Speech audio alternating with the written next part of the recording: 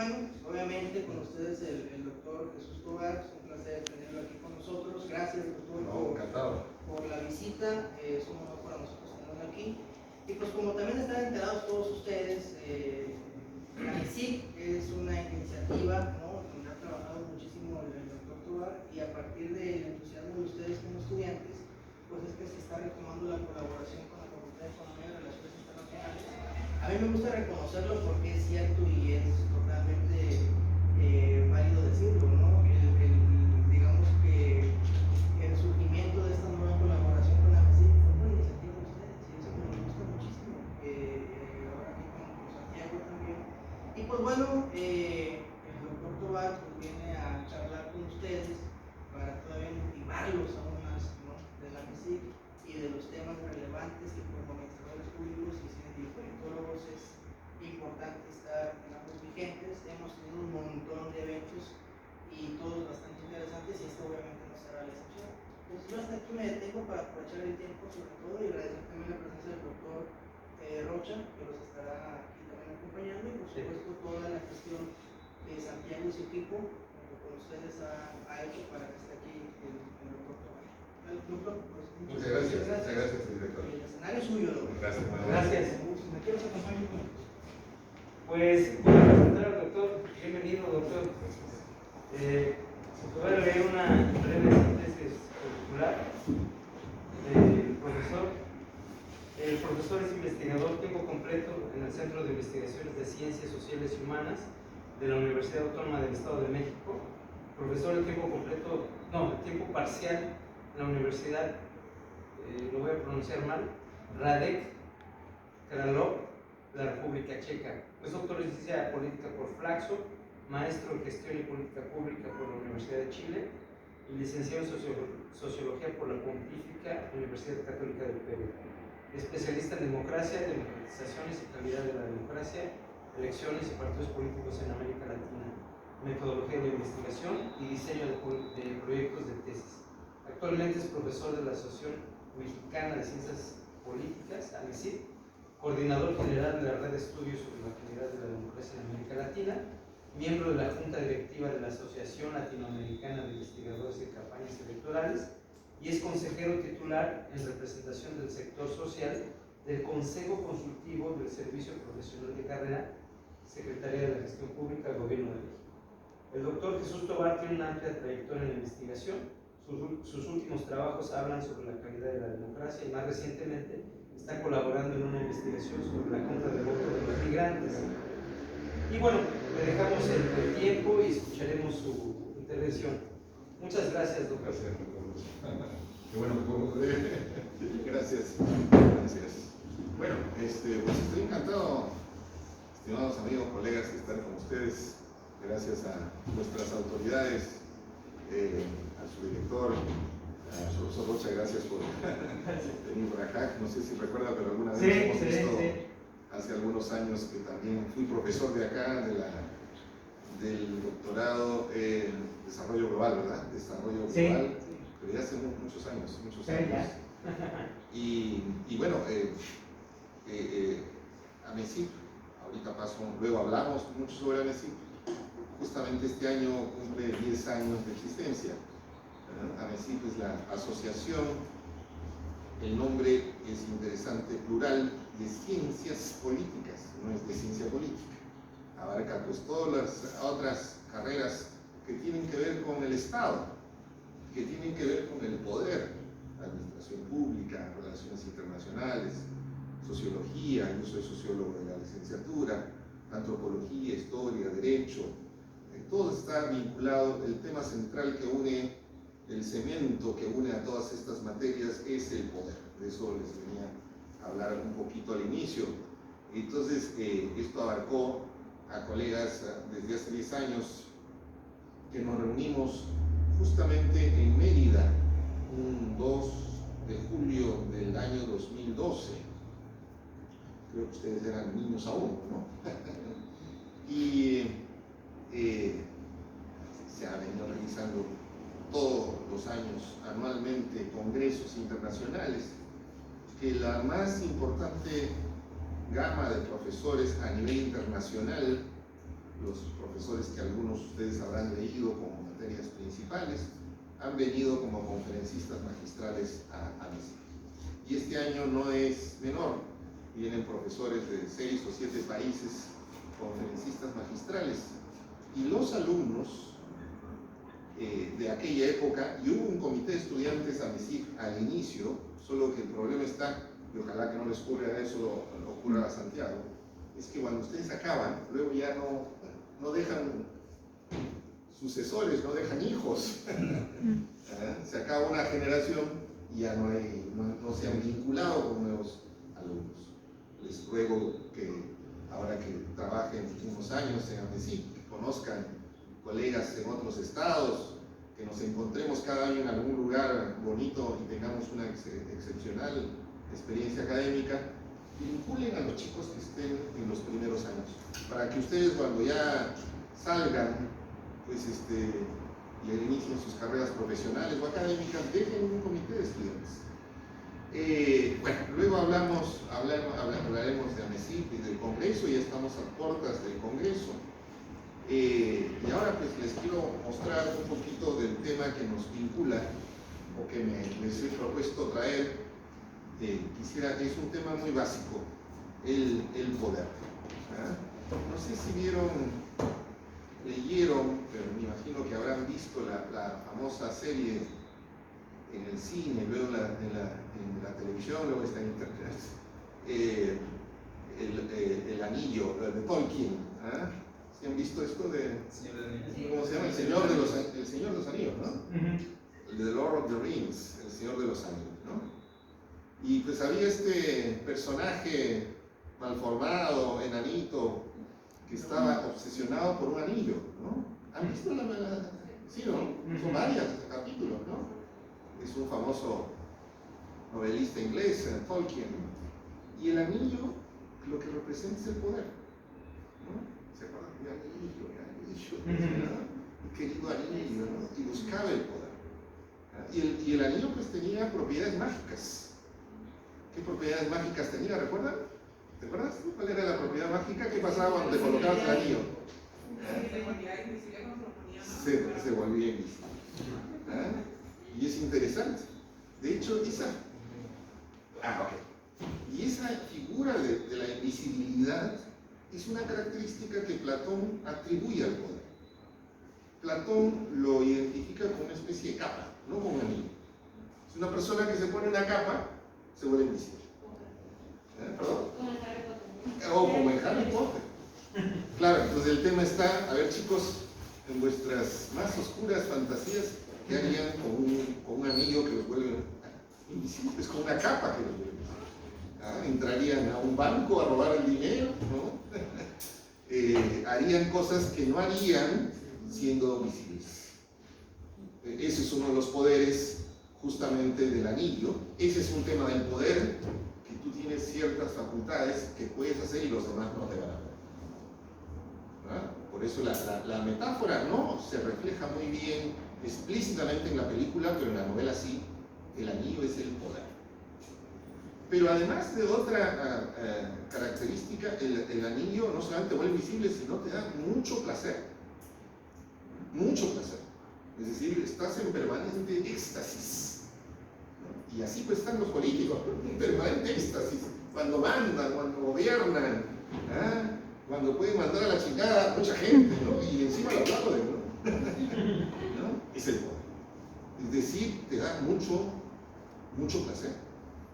Es decir, las personas tienen mucha ambición y literalmente se comportan como el de la película, solo que no lo hacen en la televisión, ¿no? El poder, ¿no? Esa ambición es una de las características que desde los primeros autores pensadores sobre la política le atribuyen al poder, el hecho de tener la cualidad que una persona debe tener si tiene la vocación de ser político. Si uno dice, si ustedes se han preguntado, ¿quisiera ser político? ¿No?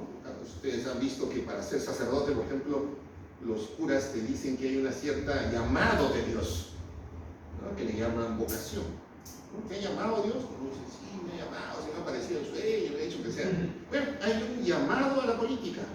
Esa política, ese llamado se llama ambición. Así es que López Obrador, al igual que Hitler o al igual que Mahatma Gandhi, hayan hecho mucho daño o mucho bien, tienen una ambición. Y una ambición desmedida, que no la tiene cualquiera de ustedes. Así como hay personas que tienen ambición por el dinero, algunos lo logran, se vuelven millonarios, la mayoría no lo logra. Los que la vocación para la política es la ambición de poder. Algunos tenemos poca ambición, otros tienen muchísima ambición. Max Weber, uno de los más importantes politólogos, pensadores de inicios del siglo XX, el creador de la ciencia política en el sentido científico, decía pues que si había que seguir a alguien como líder es aquel que tenga mucha ambición. De tal modo que esa ambición era la que mueve muchas voluntades. Esa ambición genera algo muy importante en las ciencias sociales que se llama acción colectiva. ¿Por qué millones de personas hacen algo? ¿Por qué están ustedes acá? A ustedes nadie les ha pagado, a mí tampoco me han pagado, ¿y por qué estamos acá? Entonces ese es un tema de acción colectiva. Y la acción colectiva, que puede ser la construcción de un país o la destrucción de un país, las guerras se mueven por acción colectiva. Las guerras se mueven, piensen ustedes en una guerra que parecía improbable en Europa, ya está afectando el centro de Europa, Ucrania y Rusia, pues está vinculado con un tema que es el poder. Así es que vean, es muy importante.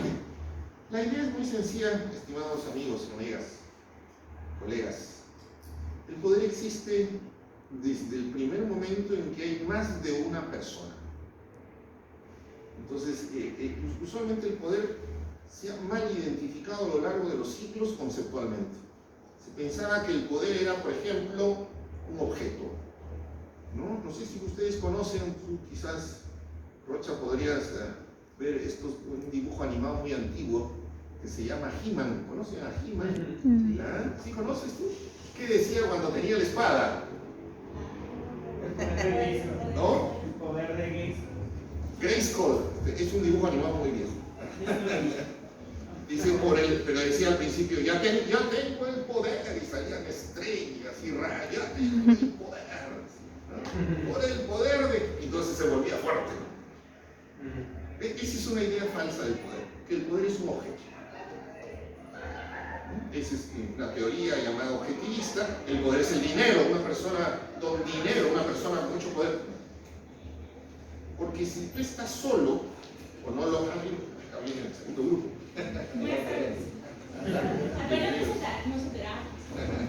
Adelante, muy bien, bienvenidos. Qué bueno que se enteraron apenas. Oh, muy bien. ¿Por qué no se mete por tiempo? Es importante que sea tu tiempo ahora.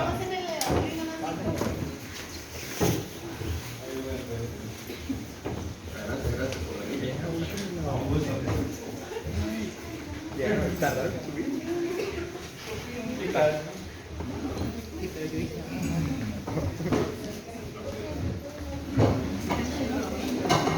Muy bien, bienvenidos, muchas gracias por venir, muchas gracias por venir. Estamos conversando sobre esta palabra mágica que se llama poder. Un poder que permite realizar grandes cosas, para bien o para mal. Bueno, decía que una primera mala idea sobre el poder es que el poder es una cosa objetiva. Un arma, un tanque, una espada, dinero, ¿no?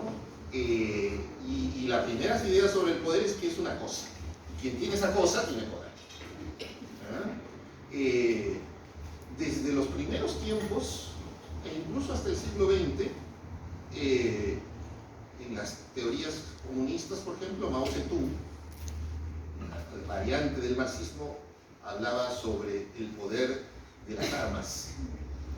Entonces, quien tiene las armas tiene el poder. El poder, decía, el poder nace del fusil, expresión maoísta. No solamente los marxistas tienen esta idea de que el poder es un objeto, sino desde distintos asuntos. Luego cambia la idea de que el poder no es una cosa objetiva, ¿no? Porque si no tienes con quién aplicar esa cosa objetiva, ¿qué haces? Que el poder está en ya no en un objeto, sino en una capacidad. Si tú tienes una espada y no sabes qué hacer con la espada y lo primero que haces es levantarla y te cae en la cabeza, pues tú mismo te haces daño.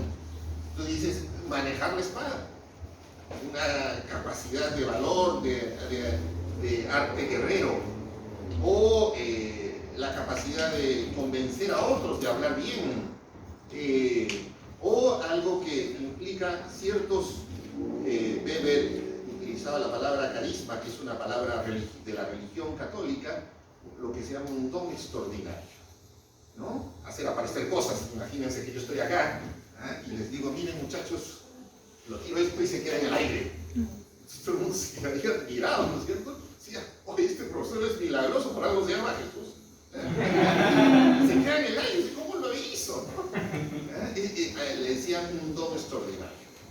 Entonces se pensaba que el poder ya no era un objeto, sino una característica subjetiva de una gran capacidad, una capacidad nueva, milagrosa.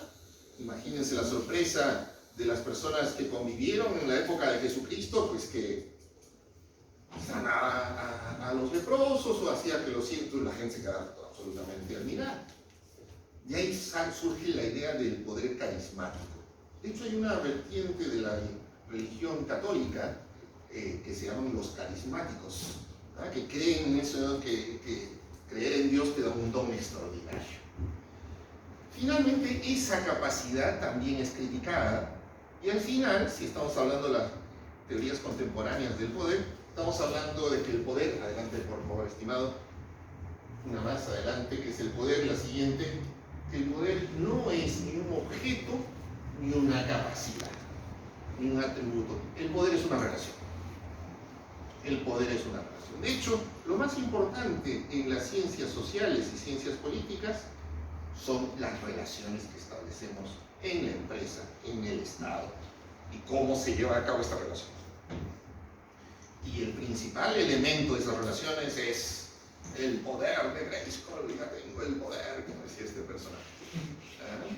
El poder, por tanto, ya no es ni objetivo ni subjetivo, sino es intersubjetivo.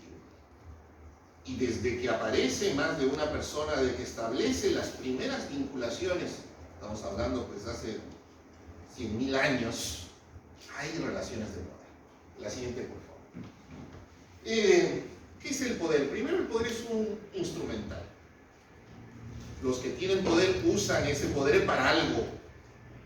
Y parte de usarlo para algo es para beneficiarse a sí mismo. Entonces el poder lo usan para beneficiar. De paso pueden beneficiar a otros.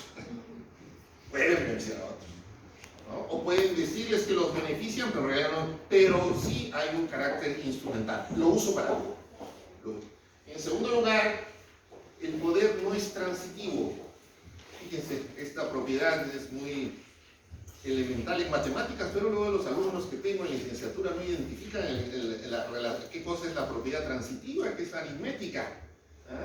A ver, A es mayor que B. Piénsenlo, por favor, deben decírmelo. Esto es para ingresar a la universidad, están ya ingresados. A es mayor que B. B es mayor que C. Entonces, ¿cómo? ¿Ves? A es mayor que B y B es mayor que C. Ergo, A es mayor que C. Esa es la propiedad más importante de las matemáticas, la transitividad.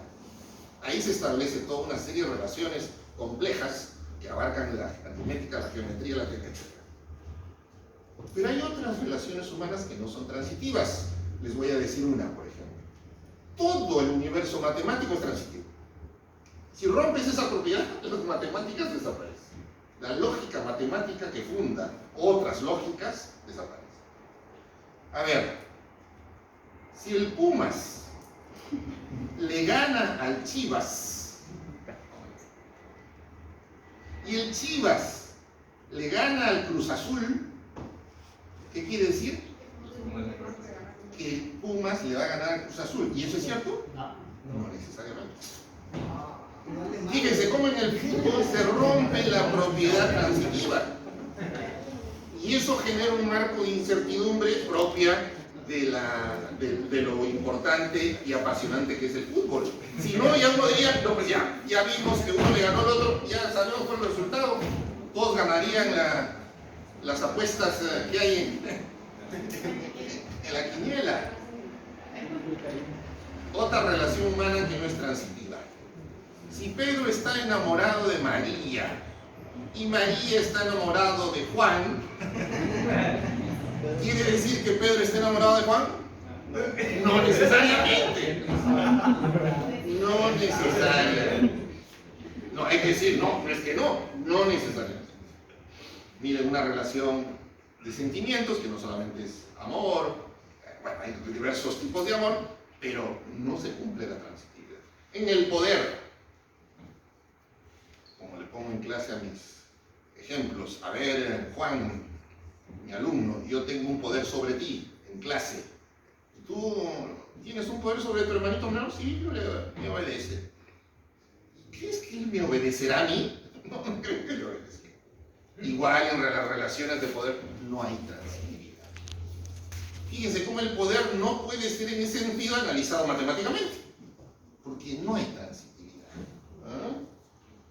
Otro aspecto importante del poder es que el poder no implica igualdad. El poder rompe las relaciones de igualdad. La igualdad es un valor importante que se ha ido configurando a partir de las personas que buscan derechos, y ese derecho de la igualdad está en la Constitución, en todas las constituciones. Somos iguales ante la ley. El poder per se rompe la igualdad. En el mercado, ustedes habrán estudiado economía, las relaciones de mercado, si ustedes van al Oxxo y les dicen que un refresco vale 50 pesos, no lo compran, su capacidad de rechazar eso les da la posibilidad de que son libres e iguales ante la otra persona. Pueden rechazar una proposición. En el poder no. Las órdenes que da una persona sobre otra son obligatorias. Son obligatorias. Todos ustedes lo quieran o no la quieran, pero pagan impuestos. Cuando compran un refresco, están pagando impuestos. No le pueden decir al Oxxo, oye, ¿qué tal si quedamos en que me lo rebajas y tú no le pagas al SAT? Así tú ganas un poquito más y yo gano otro poquito más. Las relaciones de poder implican desigualdad. El que manda es desigual al que obedece. Uno es superior a otro, no en jerarquías, no en naturaleza, ¿no? Como a veces pues hay criterios equivocados como el racismo, que los blancos son superiores a los negros. No me refiero a una ontología, me refiero a una calidad inmediata. El que manda es superior al que obedece. Adelante, por favor. El poder en esa relación de mando que ustedes tienen, ustedes siempre, todos tenemos una relación de poder, digamos, de doble sentido. Obedecen, y sobre todo ustedes chicos, tienen más personas que los mandan, y probablemente pocas personas les obedezcan, algún hermano menor, ¿no? Ustedes están en la base. Si podemos identificar al Estado, conocerán esta pirámide, una figura que es una buena metáfora del Estado, donde están ustedes, más o menos también nosotros, como que en la base. Nos mandan mucha gente arriba. Está el subdirector, está el director, está el decano, está el rector, está el presidente de la República, el gobierno. Hay mucha gente que los manda. ¿A quiénes mandan ustedes? Pues algunas personas mandan circunstancialmente. Entonces una persona manda y una persona le mandan. Siempre hay una doble condición de mandar y ser mandado, ¿no? En esa relación que uno establece, siempre hay un intercambio. Es decir, ¿a cambio de qué obedecen? ¿A cambio de qué mandan? Entonces siempre hay una relación de intercambio. La siguiente, por favor. Y ese intercambio siempre está sujeto a negociación. ¿Ah? La relación con el profesor es una relación de poder y el profesor les va a dar una nota, una calificación. Pero a veces ustedes dicen, profesor, yo entregué mi trabajo a tiempo, yo vine a clases, léalo por favor. ¿Ah? Siempre hay una posibilidad de negociación, ¿no? no solamente los de arriba tienen una mayor capacidad de mandar, los de abajo también tienen diversas capacidades de poder revertir o equilibrar o a veces desequilibrar una relación de poder. Entonces siempre el poder es una incertidumbre, justamente no hay transitividad. Entonces siempre una persona puede resultar con un argumento inteligente, un argumento que permite desbalancear esa relación de poder. La siguiente, por favor. Por tanto, en esa relación de negociación, donde uno manda y el otro obedece, se establece lo que se llama una especie de juego del poder. Yo acá les quiero recomendar, les voy a mandar a Santiago, uno de los libros más importantes, no solamente de mi carrera académica, sino desde que era estudiante como ustedes, me marcó. Michel Crozier, El actor y el sistema. Y ahí el capítulo 2, vinculado a el poder. Bueno, realmente hay una biblioteca muy grande sobre el poder, pero es parte de la bibliografía y a través de Santiago, a través del WhatsApp que tienen ustedes como comité estudiantil AMESIP. Les voy a mandar si desean, y si me lo piden, con mucho gusto me hacen recordar y les envío material.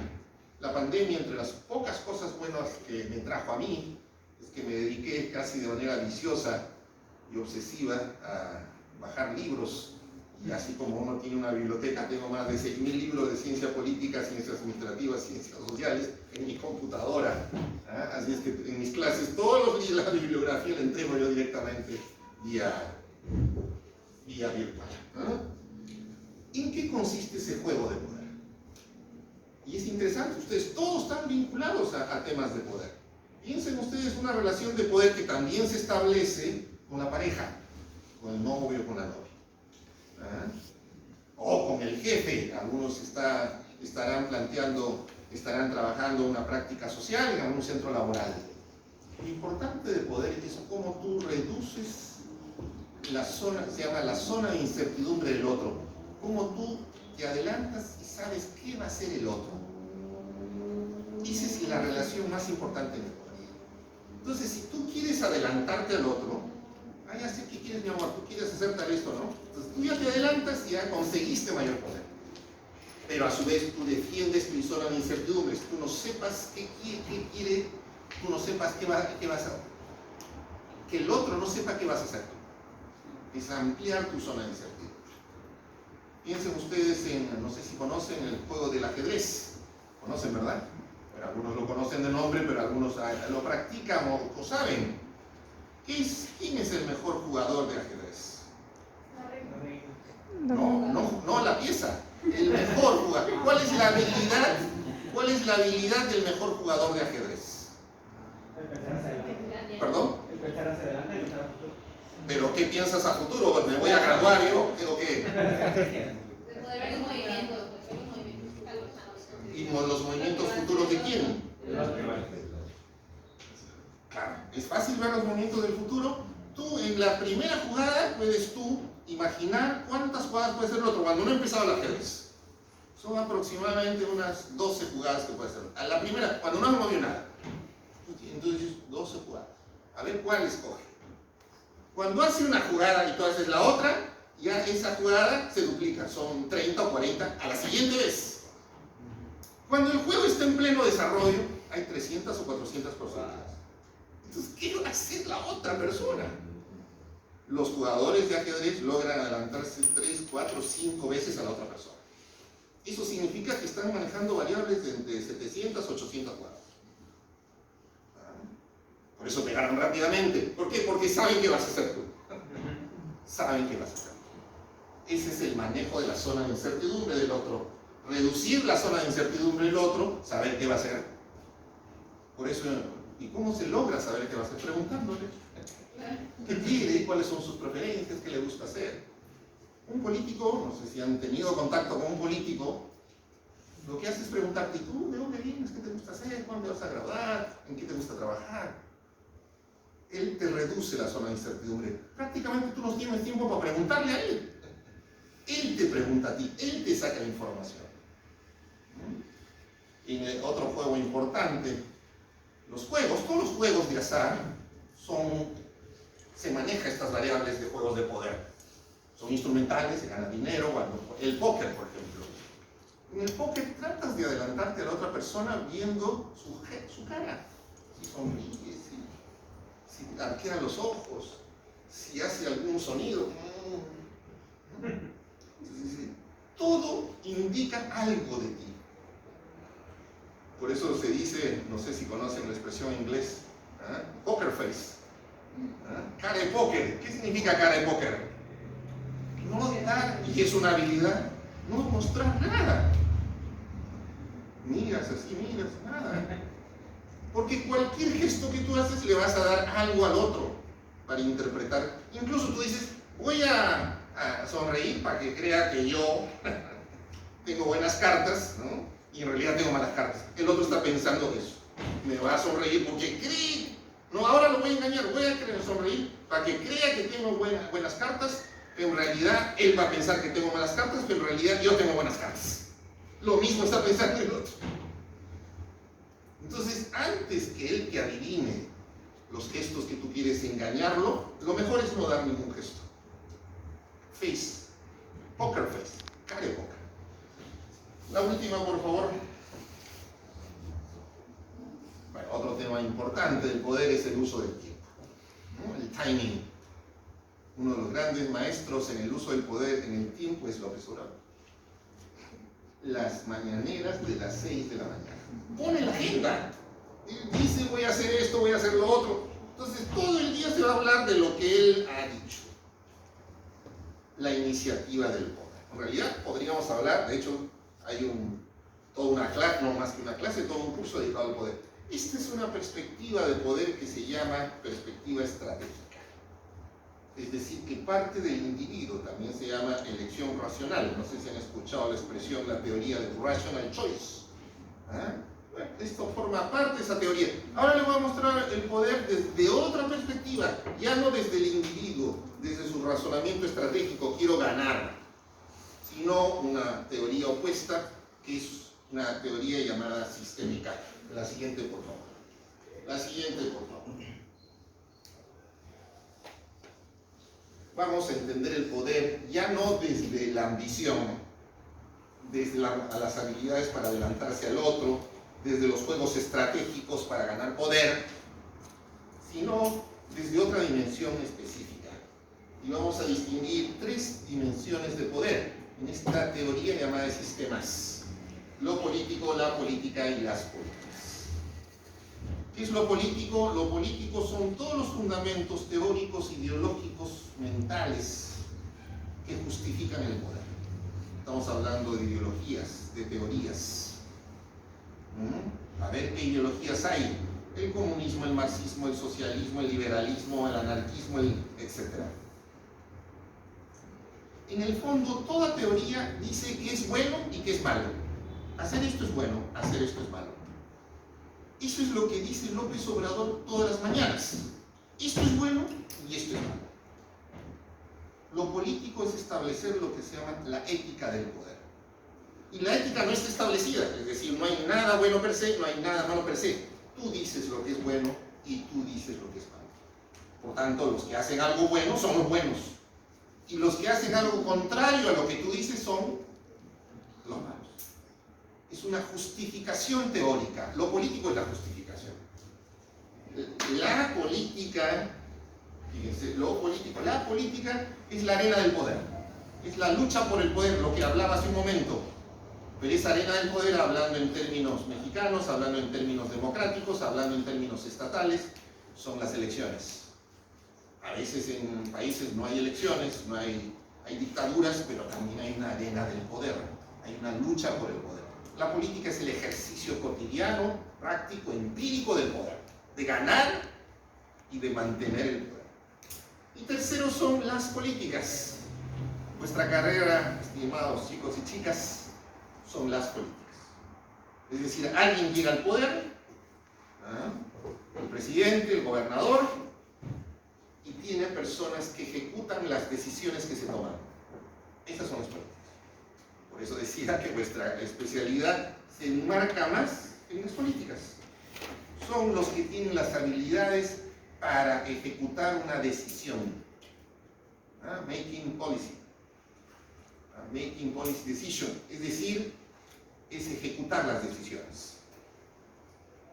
Esa ejecución tiene a su vez una habilidad, implica un fundamento matemático, cuantitativo para lograr eficiencia, es decir, lograr un objetivo a través de determinados medios.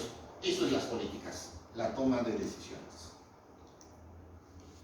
Ahora les pregunto a ustedes, ustedes se ubican acá, están trabajando este tema de las políticas, pero vean que cada uno de los tres aspectos, siendo una de las dimensiones del poder, tiene un actor. ¿Quién hace lo político? Los teóricos, los profesores, los filósofos del poder. Ellos hacen lo político. Los ideólogos. ¿Quién hace la política? Los políticos, los candidatos, los presidentes de los partidos, el presidente de la República, todos los políticos, que hoy en día tienen muy mala fama, pero ellos son los políticos. ¿Quién hace las políticas? Los funcionarios, los especialistas, los técnicos. A veces se deriva una expresión despectiva de esos técnicos, porque son ineficientes, se les llama burócratas. La burocracia. Aunque la burocracia en el sentido original de buró, de escritorio, es una especialidad que la desarrolla muy bien este fundador de la ciencia política, Max Weber. Pero les pregunto a ustedes, ¿vuestra carrera en el futuro es hacer políticas o quieren estar en la política? O quizás alguno de ustedes dirá, no, ni la política, en las políticas, yo quiero ser profesor como usted. Yo quiero dedicarme a la academia. Está en lo político. Lo político es lo mental, lo académico, lo teórico. La política es la realidad de la lucha por el poder. Las políticas es la ejecución de las decisiones. Ahí en todas las burocracias, en el buen sentido de la palabra, de los ministerios, de las secretarías. La siguiente, por favor. Veamos un gráfico. Lo político es para qué se hace la política. Para conseguir la igualdad, dirá alguno de izquierda. Le responderá alguno de derecha, no, no es para la igualdad, es para la libertad. Hay distintas respuestas, distintas ideologías. La siguiente, por favor. ¿Quién hace la política? ¿Cómo ganar poder? ¿Cómo ganar el poder? Lo dije en una frase que la pasé muy rápidamente, sabiendo utilizar las reglas de juego del poder, ganar elecciones. ¿Y cómo se identifican las políticas? ¿Con qué? Oiga, señor funcionario, usted tiene tales metas para cumplir en este periodo. Bueno, hay recursos, uno tiene que hacer un plan, y en ese plan tiene que pedir dinero para cumplir esas metas. ¿Con qué? Es el tema de los recursos públicos. Muy rápido. Hace correr, tenemos un problema de tiempo, sí. Bien, entonces, sin embargo, en la teoría de sistemas, lo importante no solamente son mentalmente separar una unidad en distintos elementos abstractos, lo político, la política y las políticas. Vean, nuestro cuerpo funciona como una unidad, pero en teoría de sistemas vamos a distinguir el sistema respiratorio, el sistema digestivo, el sistema nervioso, lo que hacen los médicos o los que piensan el cuerpo humano, la ciencia de la medicina, separar mentalmente cómo funcionan, aunque en el fondo todos funcionan juntos. Eso es lo mismo que estoy haciendo acá. Primero una separación abstracta del poder, pero luego hay que establecer las relaciones entre cada subsistema. He identificado tres subsistemas, lo político, la política y las políticas. La primera relación es la relación entre lo político y la política. Es decir, si yo soy comunista y propongo que lo que hay que conseguir es una igualdad absoluta, voy a fundar un partido comunista, voy a convocar al pueblo y decir, oiga pueblo, ustedes que son los desiguales, vayamos a ser todos iguales. Entonces voy a hacer una prédica y voy a conseguir los votos de los que quieren mejorar su condición económica. Entonces debería haber un lazo de una relación de coherencia.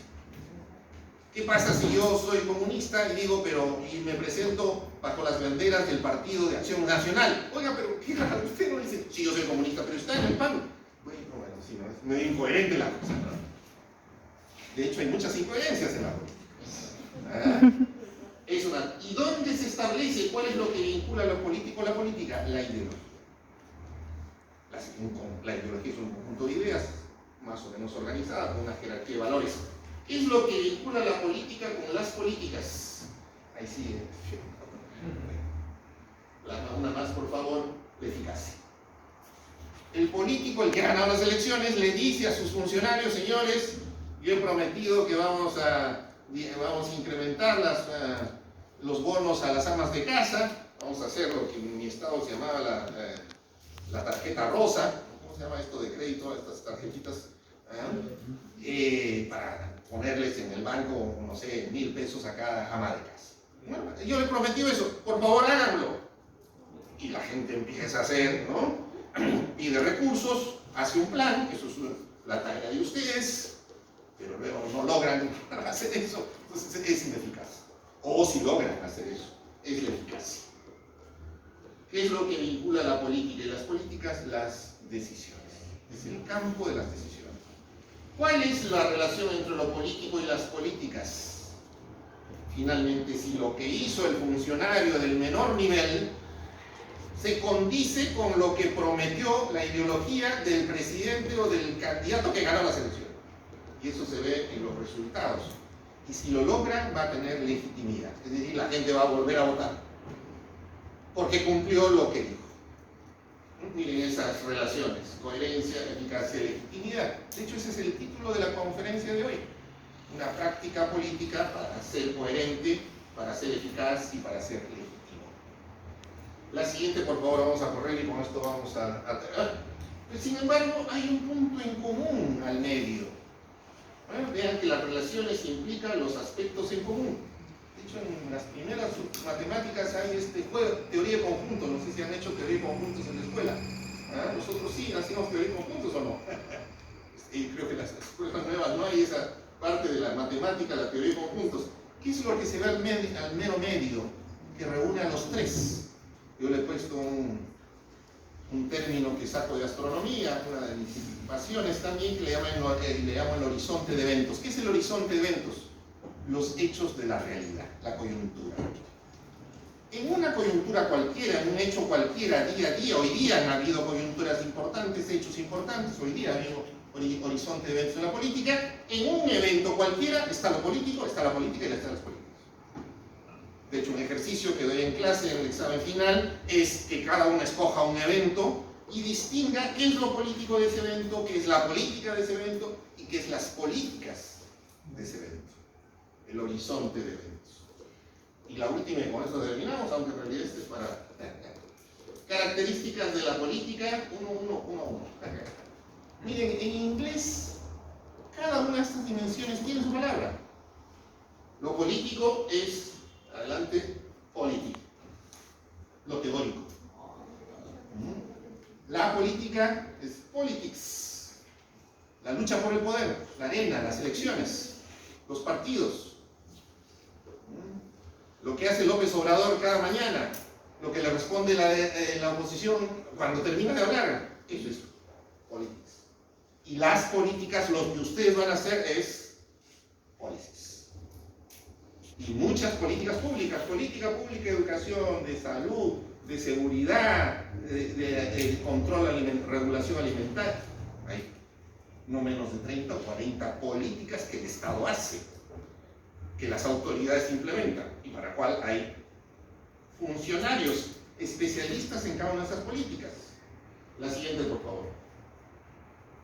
La naturaleza, lo político es la ética, el deber ser. Esto es bueno y esto es malo. La política es el ser, es la lucha por el poder, es la acción misma. Y las políticas es el quehacer cotidiano de millones de funcionarios. ¿Cuántos funcionarios hay en México? A nivel federal, estatal y municipal. Unos 10.000, 15.000 funcionarios. ¿Qué hacen los funcionarios día a día, hora a hora? Tomar decisiones. ¿Qué hace vuestro subdirector todo el tiempo en su oficina? Tomar decisiones. Todo el trabajo es decisiones. De hecho, hay una ciencia de las decisiones. ¿Cómo se llama la ciencia de las administraciones? Si es decisiones del sector público, administración pública. La ciencia de las decisiones. La siguiente, por favor. El ámbito de la realidad. Lo político, lo normativo. Lo normativo no solamente incorpora lo normativo formal, las leyes, sino lo normativo no formal. las reglas no escritas. La política es lo empírico y las políticas es lo técnico. La siguiente, por favor, vamos a ir un poquito más rápido. ¿Dónde se aprende lo político? En la teoría política, en un curso de teoría política. ¿Ustedes tienen un curso de teoría política en nuestra carrera? Ahí aprenden lo político. Platón, Hobbes, Aristóteles, Maquiavelo, etc. Hasta llegar hoy en día, qué sé yo, a Rawls, a Habermas, a Hannah Arendt, etc. ¿Dónde se aprende la política? En la ciencia política, pero también en los partidos políticos, haciendo política. Porque la ciencia política trabaja las reglas de juego de la política. Por ejemplo, las normas electorales. ¿Dónde se aprende las políticas? Ustedes, en la especialidad de administración pública, o quizás entrando directamente al Estado a trabajar en el Estado. De hecho, en el sistema inglés, es un sistema de ingreso, de reclutamiento, como si fuera un ejército, y entras en el menor grado, ¿no?, en la categoría menor, y es un sistema de trabajo y aprendizaje, donde estudias y trabajas, y conforme, al igual que como si fuera un ejército, vas logrando metas, te van subiendo de escalafón, vas ganando más, y vas teniendo más poder, vas ganando a otros. Hay muchos presidentes de la República europeos que empiezan en el nivel más bajo, y terminan siendo presidentes de la República, la administración pública. Aunque ya pasan, cuando ya llegas arriba, ya no estás en las políticas, estás en la política. La siguiente, por favor. ¿Quién es el actor? El ideólogo, el teórico, en lo político, el político en la política, los funcionarios, los burócratas, los técnicos en las políticas. La siguiente, por favor. El uso del poder. Lo político justifica el poder.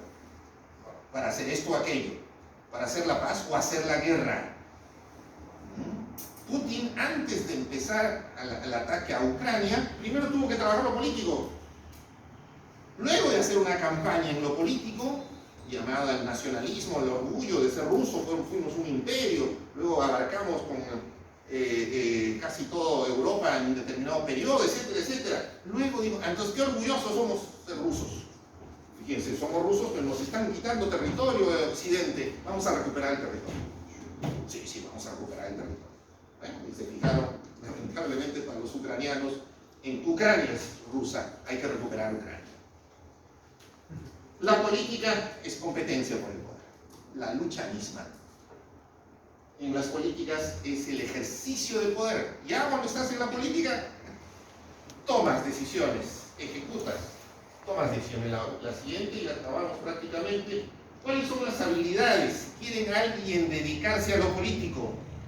Pues la teorizar, leer, escribir, construir modelos mentales. ¿Cuál es la habilidad de la política? Convencer, hablar, persuadir, ganar votos, convenciendo. ¿Cuál es la habilidad de las políticas? Es una habilidad, esta capacidad ejecutoria de ustedes, los futuros administradores, los que quieran de su carrera, luego dedicarse a la misma, o pueden saltar a la política. Cedillo era un funcionario. El presidente Cedillo era un funcionario. De hecho, tenía una carrera muy vinculada a la administración, era contador. No había estudiado ni derecho ni ciencia política.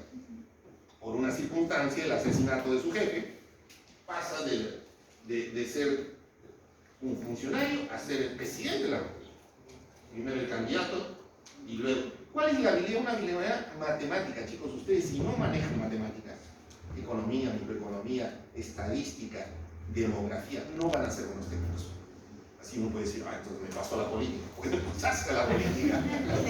O yo más me gusta lo cualitativo. Las teorías, se puede pasar a lo político. Muy difícilmente uno puede hacer las dos cosas a la vez. Miren, un horizonte de eventos, un evento tiene los tres elementos. Pero un actor solo puede desarrollar una sola cosa. No puede hacer las dos cosas a la vez. No puede ser ideólogo y estar en la arena política. De hecho, los políticos son malos ideólogos. Tienen que estar, contratan a personas para que les digan qué tienen que hacer. De hecho, en la oficina de la Presidencia de la República hay una oficina para hacer discursos. Hay que hacer el discurso. Luego el problema está que luego, aunque sea leas bien el discurso, a veces los presidentes ni saben leer bien. Peña Nieto dice alborada con el discurso. seguro que el que hacía el discurso, aquí estaba llorando, no sabe ni leer mi discurso. Profesor, un momento aquí. El grupo 352 a las 7 tiene un examen. No sé si, porque no termina y creo que está muy emocionante esto.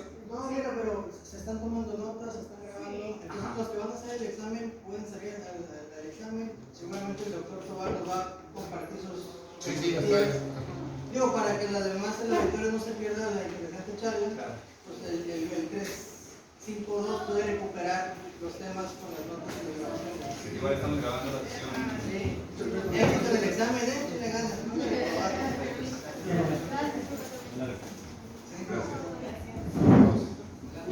Ya estamos terminando la última, por No, favor. adelante. Si no te preocupes. ¿De qué trata lo político? Trata de las ideologías. ¿Cuál es el tema de la política? De las reglas de juego, tanto las formales como las informales, sobre todo las informales. Uno dice, ¿dónde están las reglas de juego de la política? En las leyes, en la Constitución. Pero eso es lo menos importante. Lo escrito son reglas de juego formales, lo no escrito son reglas de juego informales. Los más importantes son las informales. Y eso no quiere decir que contravengan las formales, a veces las contravienen. Por ejemplo, esto se puede dar en la metáfora que yo uso de un iceberg. ¿Conocen un iceberg? Esta isla de hielo que flota en el mar. Se ve poca. Pero debajo de, qué sé yo, un tamaño de este salón, en el mar, debajo hay una montaña. Los marineros saben que cuando hay algo que se ve pequeñito es muy grande. Lo pequeño es las reglas de juego formales. Y lo que no se ve son las reglas de juego informales. Cuando uno entra en la política, uno dice, uno entra en una empresa, ¿cómo funciona esta empresa? A ver, denme el estatuto, el reglamento, eso sí hay que conocerlo, pero así no funciona la empresa. Hay un conjunto de numerosas reglas que solamente se va aprendiendo cuando te va doliendo, es decir, cuando vas cometiendo errores y te van dando algunas sanciones, ahí con el dolor se aprende, ¿no? Como se dice cuando uno está manejando el carro, el coche, golpe avisa, igual en la administración pública, golpe avisa. Finalmente, ¿cuáles son el tema de las políticas? Los bienes públicos. El problema del agua, el problema del medio ambiente, el problema del transporte, etc. Todo lo que es. De hecho, debe haber un tema que ustedes deben manejar bien, que es un bien público, ciertas características de lo que es un bien público. Entre estos tres hay debate, polémicas, hay luchas, hay diferencias. ¿Cuál es el debate de lo político? El problema de los valores. ¿Qué es más importante, chicos, para ustedes? A ver, me van diciendo alguno a uno. ¿La igualdad o la libertad? Son distintas. ¿Tú qué dices? Igualdad. Hola, de Rosado. ¿La libertad o la igualdad? Los dos. Esa es una buena respuesta. Los dos. Hola, la que está al lado y luego la que está al lado. ¿Qué prefieres, la libertad o la igualdad? La igualdad. ¿La igualdad? ¿Y tú? Mira, es un grupo medio izquierdista acá. En mi grupo de clase que tengo ahora, son 12 alumnos, todos respondieron libertad. Y dije, este grupo me tocó medio de centro derecha, de derecha. Hay un debate, y el debate no solamente se trata de decir que prefiero yo esto, sino hay una serie de argumentaciones, porque y no preferir la igualdad significa rechazar la libertad, sino colocarlo en una jerarquía de valores.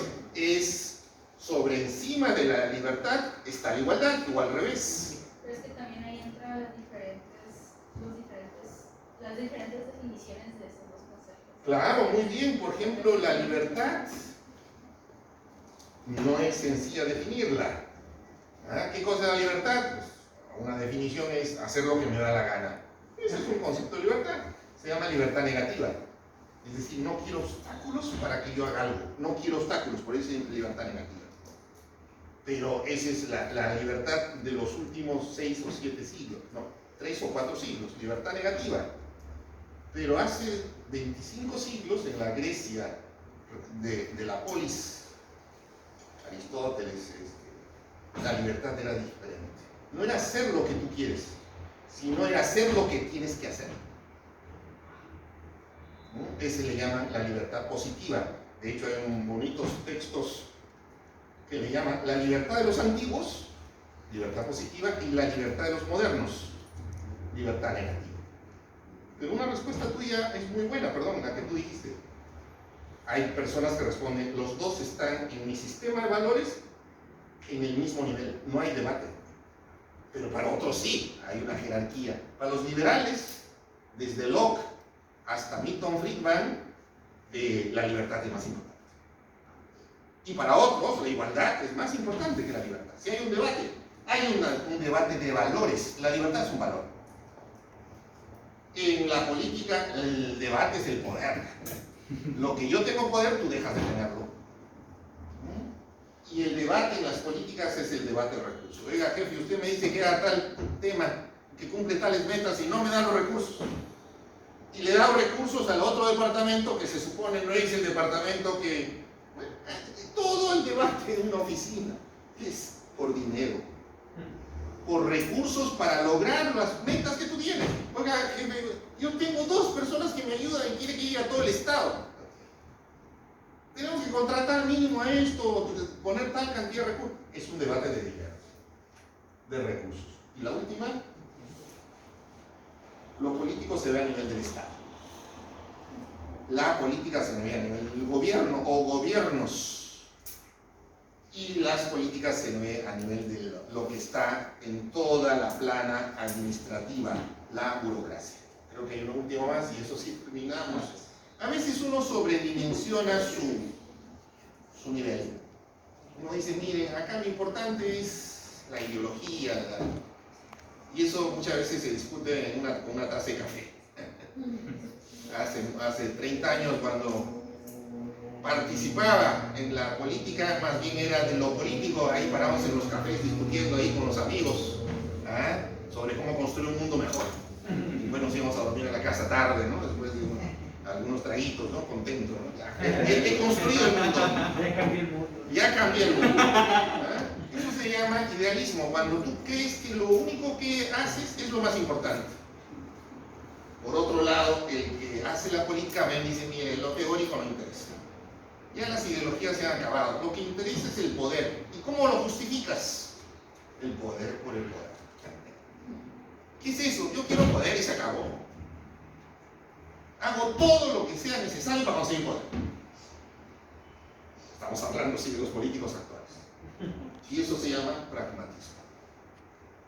Pragmatismo es la ausencia de cualquier justificación teórica del poder. También la ausencia de una ética del poder.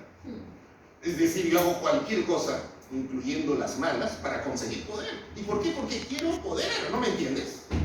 Sí, ya lo entiendo.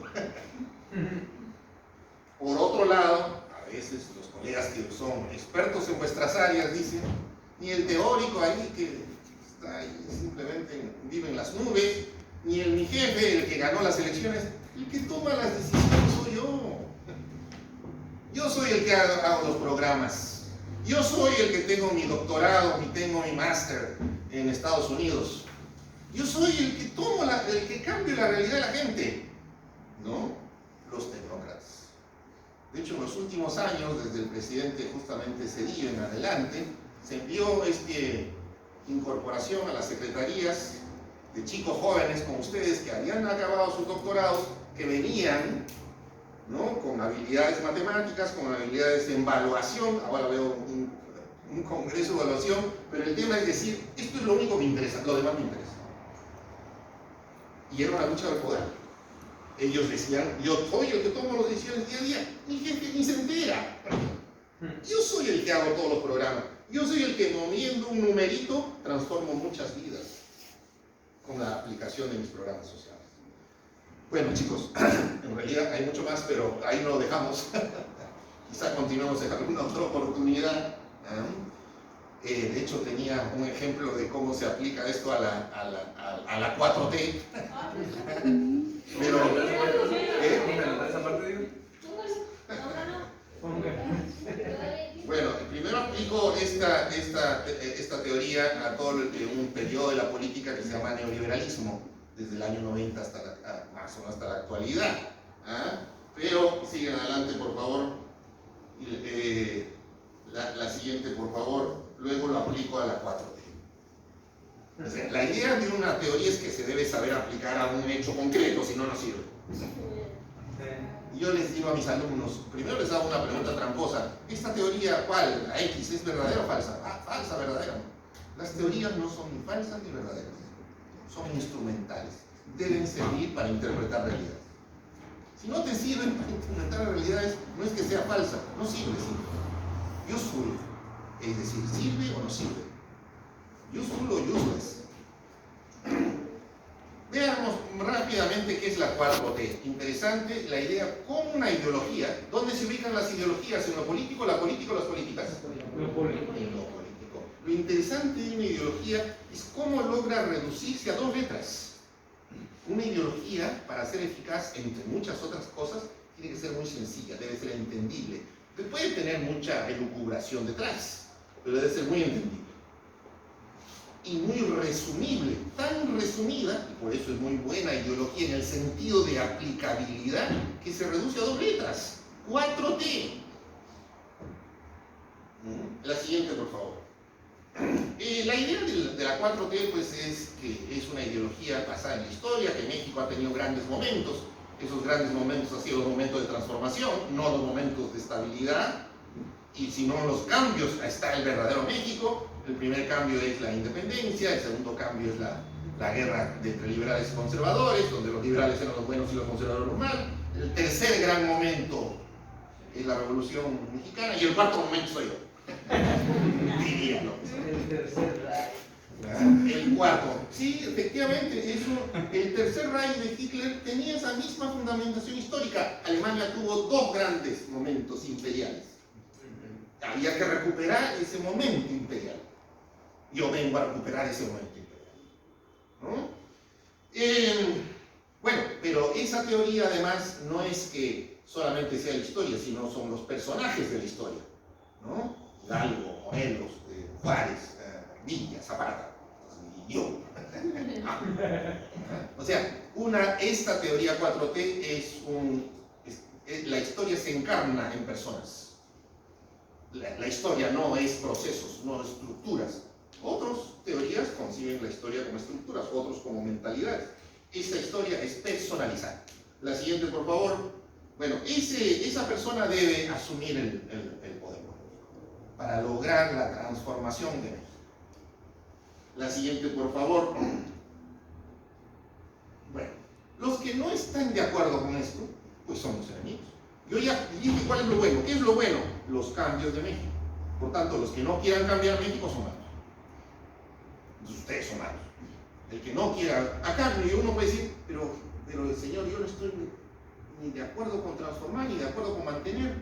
Yo no me gusta la política. Pero si a usted no le gusta la política, usted no está conmigo. No sé. No es que no sé. O está, o no está. Y si no está, malo. Ya te chingaste. La siguiente.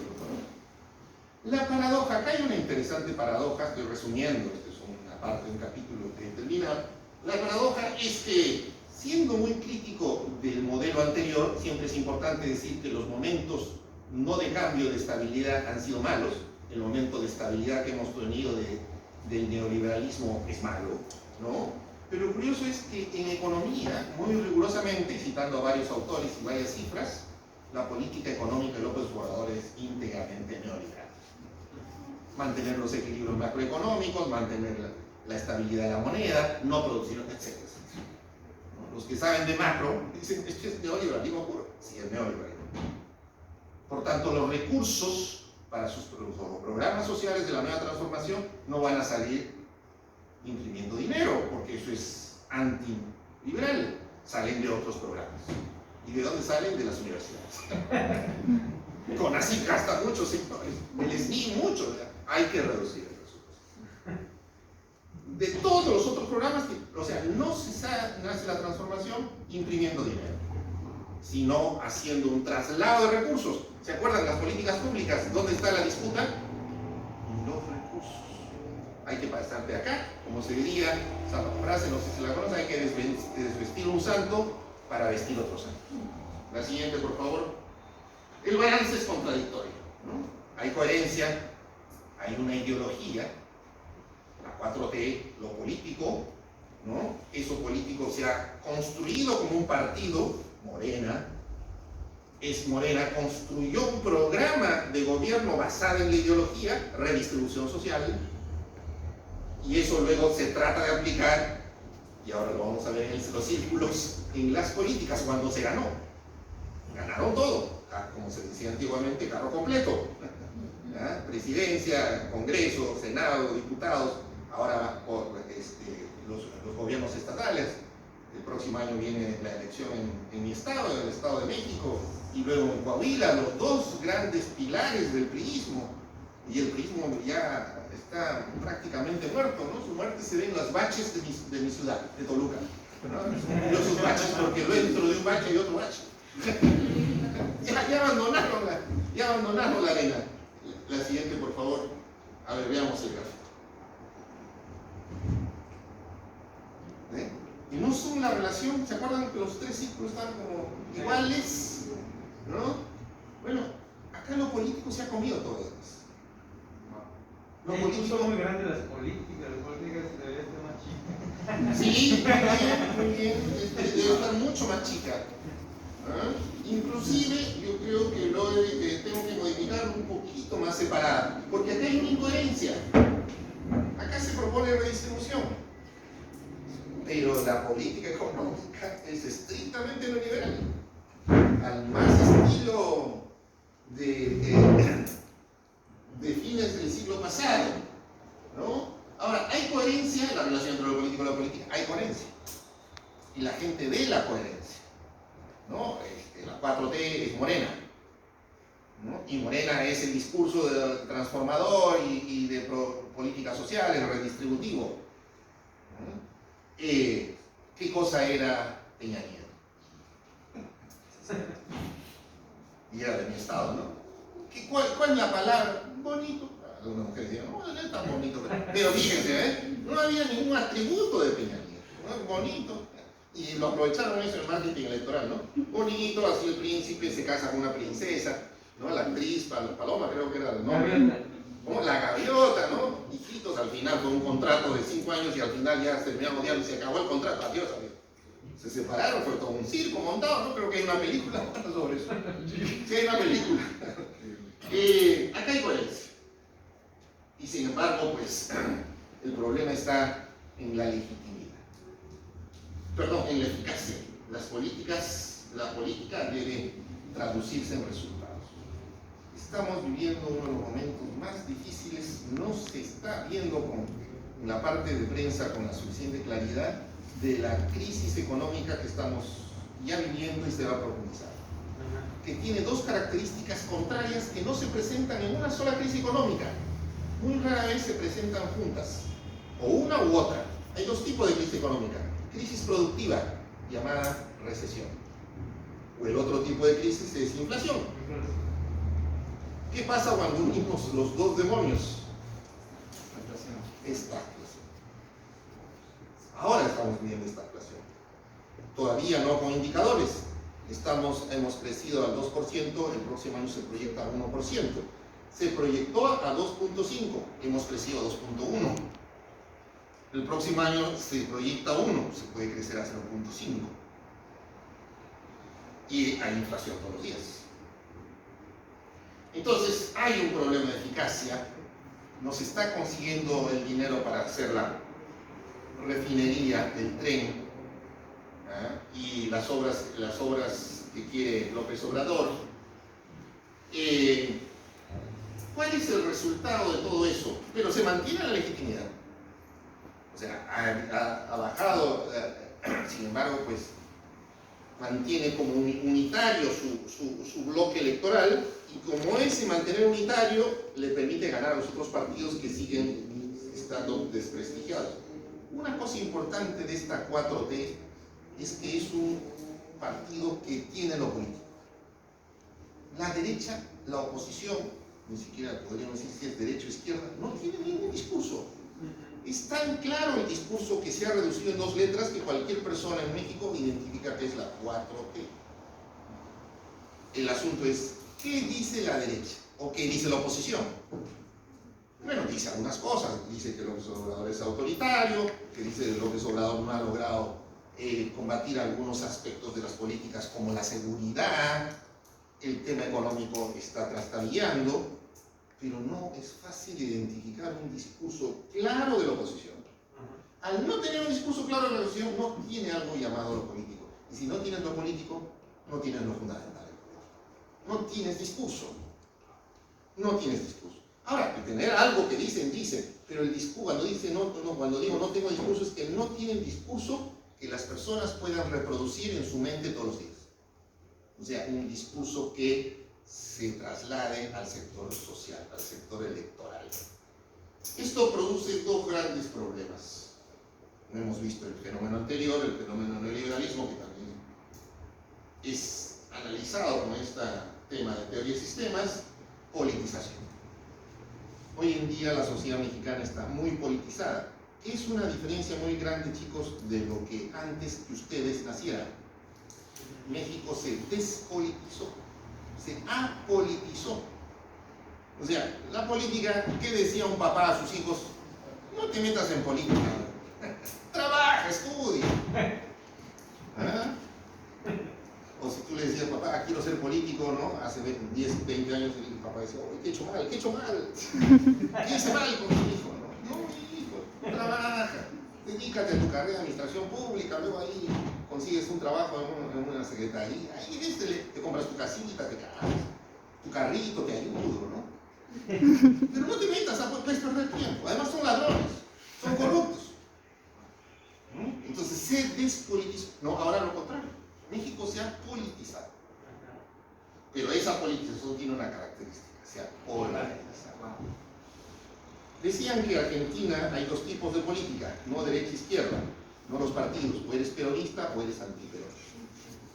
Eso es una polarización. Y ahora se ha reproducido muy recientemente, en realidad, antes de López Obrador no había eso, o eres AMLO o eres anti. Eso no trae nada bueno, en realidad estas son dos características peligrosas. Sí es importante que una sociedad tenga un nivel de politización, que piense, que se publique, que debata la política, pero no que sea todo, ¿no? Porque mucha politización conduce necesariamente a la polarización. Y la polarización conduce al enfrentamiento, y el máximo grado de enfrentamiento es la guerra. Bueno, me obligaron a hacer esto. Yo quería pasar a otra conversación.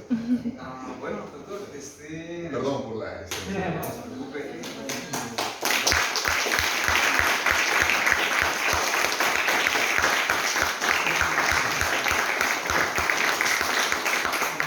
Si el tiempo lo permite, vamos a dar un espacio con una ronda de preguntas. Vamos a dar espacio para 3 preguntas. Muy bien.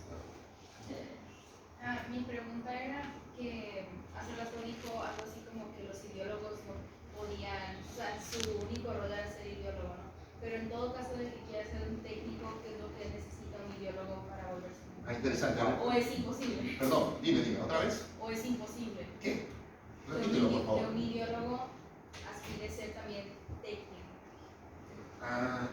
No es imposible porque es difícil. Ok, ¿qué necesita el ideólogo entonces? ¿Para qué? Para ser un técnico. Cambiar su tema. Es como decir, miren, ¿saben qué? Supongamos que un ideólogo, siempre los ideólogos también tienen al interior su marco de especialización. Hay ideólogos dedicados, qué sé yo, a la época actual, otros dedicados a la época clásica, otros dedicados al pensamiento de la Edad Media, o en el sentido de los inicios de la modernidad, Hobbes, Maquiavelo, Locke. Entonces están muy metidos en su tema teórico y algunos muy metidos hasta en un autor, ¿no? Pero dicen, oiga, ¿sabe qué? Yo le quisiera que usted me ayude para hacer un indicador sobre salud ambiental en un barrio de Tijuana. Yo no sé nada de eso. No sé nada. Pero usted es doctor en ciencia política. No, pero yo no sé nada. Pero no me puede dar una idea, no, usted es el que me tiene que explicar qué cosa es salud ambiental. No le puedo ayudar. Si yo me dice eso, yo te diría, no sé nada. O sea, son dos temas diferentes. Es como pasar de la medicina a, qué sé yo, a las artes plásticas. Un médico puede pintar un cuadro en sus tiempos libres y lo hará muy mal. Un artista puede operar y dedicarse a la medicina, tendrá que estudiar una carrera de 10 años, no lo pasa. Es difícil pasar de lo teórico, de lo político a las políticas. Sin embargo, hay vínculos entre ellas, como ves hacia el final. ¿No? Solo que en términos de especialidad, en realidad las ciencias actuales van ya no solo a la especialidad, sino a la confluencia de especialidades. O sea, vamos a juntar a varias personas que piensan diferente por su especialidad para hablar sobre un solo tema. Por ejemplo, chicos, les doy una mala noticia, en términos de medio ambiente estamos jodidos. O sea, y el planeta se arruinó. Había el programa 2020, ya se pasó el programa, ahora estamos en el programa 2030, que no vamos a alcanzar la meta. O sea, el calentamiento global, la subida de temperatura, todos los desequilibrios en clima que ustedes ven, ¿no? Entonces podemos decir, vamos a juntar a un teórico, vamos a juntar a un político, vamos a juntar, no a un teórico, a varios teóricos, a varios políticos y a varios técnicos a discutir sobre medio ambiente. Y vamos a entender un nivel de conversación que probablemente haga un programa medioambiental. Pero yo no me puedo saltar de Hobbes a control del embarazo adolescente en los barrios bajos de Tijuana. No, son dos temas completamente diferentes. Entonces, la única forma es tener nada más contacto con... Sí, establecer una conversación pluridisciplinar. Adelante, mi estimado. Muchas gracias, doctor. Primero, pues gracias por la conferencia tan didáctica y tan clara para los estudiantes, para nosotros. Es una buena noticia tener esta información de ciencia política en la facultad. Pero bueno, mi pregunta, ¿por qué le alcanza todavía? Es una duda ahí interesante que algunos más conocedores sobre el tema piensan que está un poco inflada, incluso que puede ser una mentira, la legitimidad de este gobierno. Sí, porque a todas luces, y no es porque, que aparte sí estoy disgusto como muchos ciudadanos con este gobierno, pero las políticas públicas, digamos los resultados de las políticas públicas a todas luces, están los indicadores que los podemos ver en cualquier página de internet. Me refiero a uno entre cientos, o a lo mejor no cientos, muchos. La seguridad pública, que es uno de los temas sensibles de la sociedad y donde la sociedad, a través de las encuestas que tiene el INEGI, lo coloca como el asunto que más le preocupa a los ciudadanos comunes y corrientes como nosotros, la seguridad pública. Y en términos de seguridad pública, este gobierno es un desastre, como los anteriores. No voy a decir que este está peor, simplemente, y podríamos incluso compararlos, pero este es un desastre. ¿Por qué siguen teniendo en el ámbito de lo político el discurso de este señor presidente y del grupo es político? Es un discurso vacío, para mí, ¿no? Es un discurso vacío, es propaganda política, no tiene pies, ¿no? Y además, porque se cae con esta figura de los castillos de naipes, ¿no? Se cae porque no hay ninguna legitimidad debido a que no hay eficacia en las políticas públicas, ¿no? Entonces, ¿por qué se sigue manteniendo esa, de alguna manera, popularidad? Que yo sí tengo mis dudas, ¿no? De repente, ¿quién hace estas encuestas? ¿Cómo las hace? Pues también ahí hay grupo. Que el presidente siga teniendo al 50% de probabilidad. Yo cada vez más platico con gente de todos los ámbitos, aquí simplemente cuántos alumnos hay, y en nuestro ámbito cercano, y cada vez hay más gente desilusionada de este gobierno, como también estaba con los anteriores. O sea, no es nada especial, pero este no cambió en prácticamente nada, creo que es igual que los otros, en corrupción, en combate al medio ambiente, en todo. Pero en algo muy sensible que es la seguridad pública, pues por lo menos seguimos manteniendo esa alza, ¿no? En asesinatos, en extorsiones, en feminicidios, en lo que usted quiera, y ahí están los datos dados por las autoridades, ¿no? Aunque el presidente diga que tiene otros datos, ¿no? Pero son los datos de las propias autoridades, ¿no? Que todo va mal. Entonces, ¿cómo se entiende que sigan teniendo cierta aprobación? Hay dudas al respecto, pero ¿cómo se relacionarían entonces estos tres círculos ahí para que lo político siga jalando todavía a mucha gente, ¿no? Cuando no hay resultados, ¿no? Excelente pregunta, David. Gracias. Me gusta verte otra vez, Alfredo. Sí, doctor. Hay una diferencia importante que le va a permitir a López Obrador estar por encima, y no hablo de encuestas, hablo de resultados, es decir, elecciones. En política, elecciones de los otros, porque López Obrador es el único político que tiene lo político. Mientras que la oposición no construya un discurso de lo político, el único que tiene lo político, a ver, es algo así como, qué sé yo, algún pretendiente romántico, chicos y chicas. Hay alguien que no les gusta mucho, pero les hace reír, les dice. Tienen otros, y cuando están con nosotros, hola, ¿qué tal? Mira, es simpático, tiene un bonito carro, ¿no? Pero no habla nada. O dice, no, mi gato está enfermo. ¿Quién es gato? Pasa un ejército de ángeles. La oposición al observador no tiene ese elemento fundamental que le permita competir con él en la política. Lo político. No tiene un discurso de lo político. Es el único que habla de lo político. Entonces puede arrojar malos resultados, pero teniendo lo político va a justificar esos malos resultados y va a decir que es culpa de los otros. Y esa capacidad de intervenir en lo político, pues, la tiene todas las mañanas. Pone la agenda. Lo político es poner los temas a debate. Yo he traído acá a ustedes un tema a debate. Lo político, la política, la política. ¿Qué pasa si yo traía acá, qué sé yo, chicos, les voy a hablar sobre mi última investigación que estoy haciendo, por qué los migrantes en Estados Unidos no votan? Me escuchaban, qué bonita su investigación, el profesor. Yo ponía el debate, yo pongo el tema.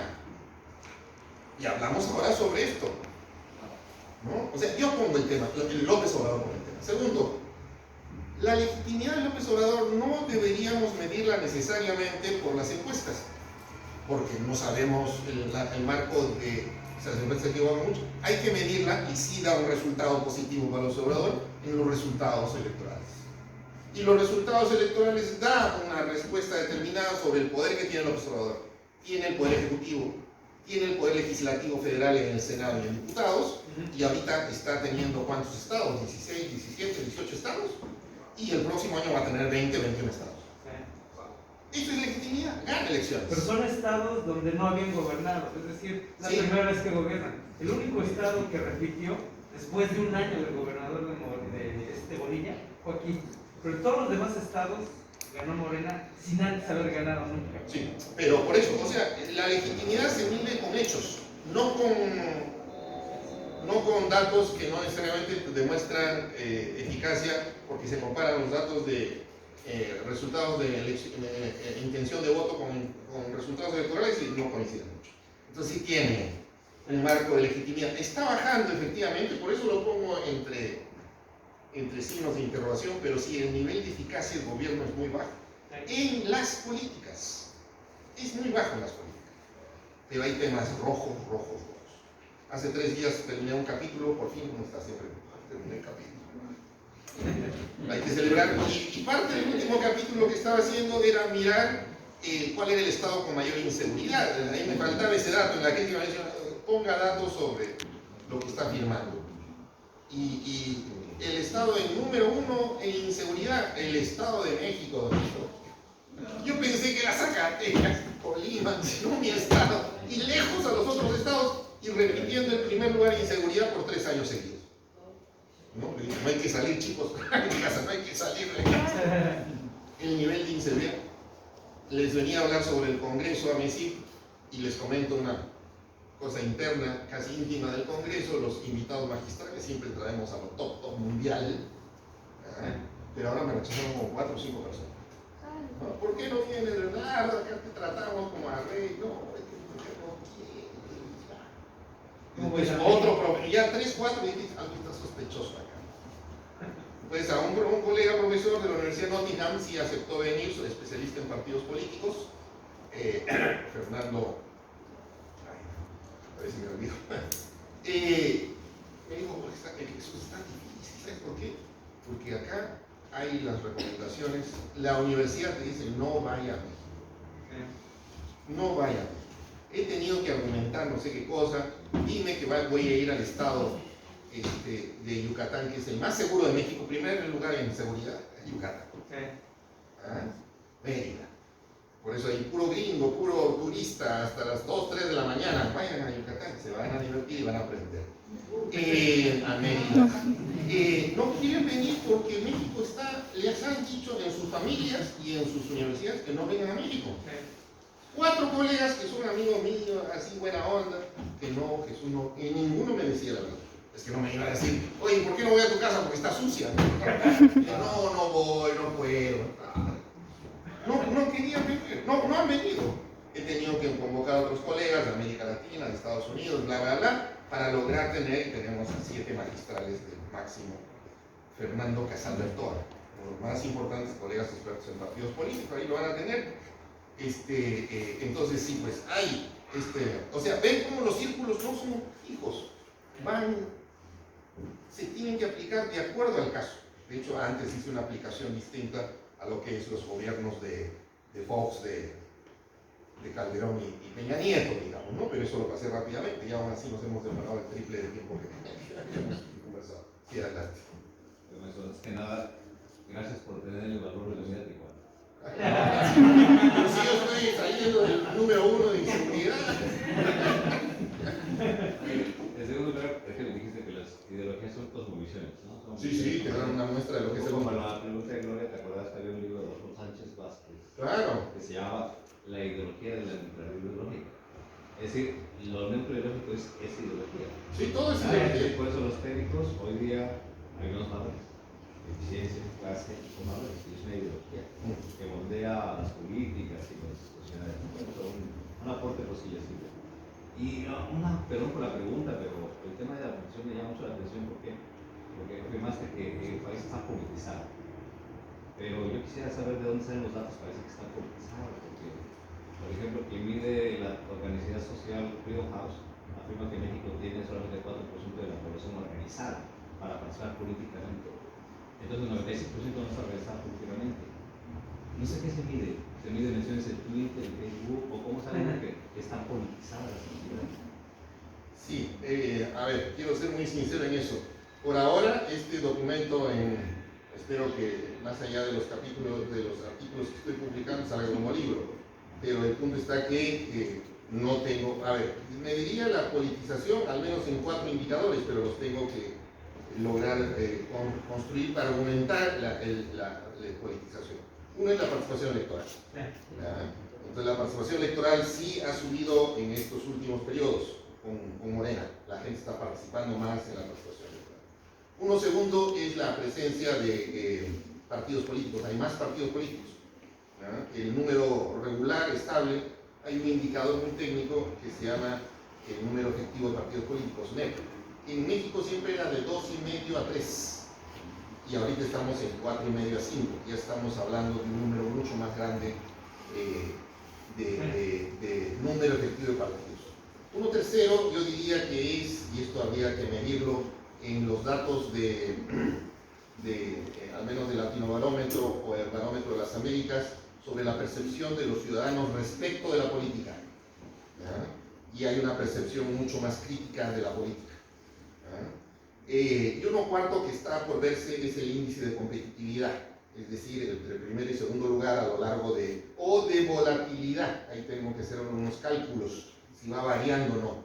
Cuando no varía el índice de volatilidad, o sea, se mantienen los datos de los partidos a lo largo del tiempo, baja volatilidad, es un indicador de politización, ya la gente ha fijado su grupo.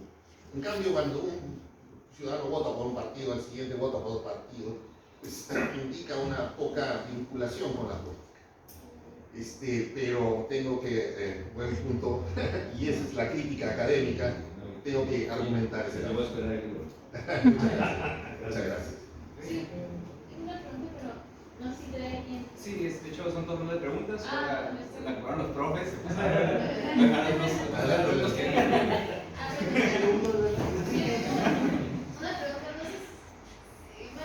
bueno, sí es una pregunta al final, pero al principio es un comentario que no sé si esté bien.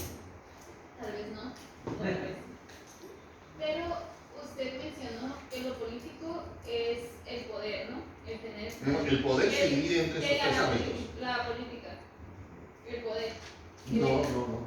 Sí, sí. La política es el espacio donde se discute el poder, se Ajá, pelea por el poder, la arena donde se lucha por el poder. Ajá, pero en las tres, en lo político, la política y las políticas hay poder. Sí. Sí. Pero de diferente manera. Sí, uno es el tema teórico sobre el poder, que también te da argumentos, el otro es la lucha mera. Por ejemplo, las personas que hacen lo político, los estudiadores o los doctores, ellos también pelean por un poder. Sí, se dan los debates.